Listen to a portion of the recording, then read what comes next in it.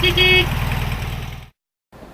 guys, Chris again from ClassicVWBugs.com. In today's tip, I want to talk about winterizing your bug.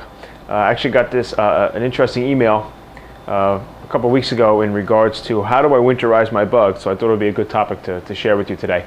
I live up here in the Northeast in the New York area, so it's starting to get cold here. It's right before Thanksgiving of '08, and it's starting to get a little cold here, and people will start putting away their classic cars for the winter time and ready for the spring.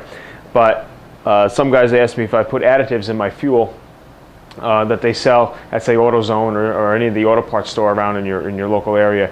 They sell these additives to put in the fuel so the fuel doesn't get all sticky and grimy, and it doesn't get that smell. But the fuel, if it's sitting for a long period of time, will start to smell like turpentine, and that's not what you want going through your fuel system. What I usually like to do is basically I'd like to run my car. Whether it's just sitting in the garage, just run it a couple times a week, maybe even 3-4 times a week, just to keep the engine running. I let it run for about a half an hour or so, just to keep it warm, keep the fluids going right, and you should be fine just doing that. You don't really have to put the additives in.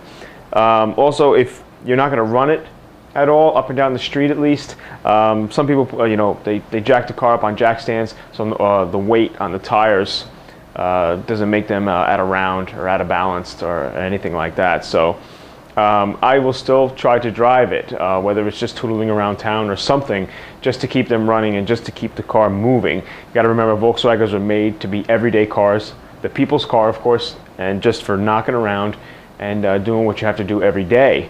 So that's what I would do to winterize the bug. I mean, you just keep it running a couple times a week, fire it up, and if it's not too salty or whatnot outside, if you're afraid of rust, then I would just jack the car up and keep the pressure from off the tires.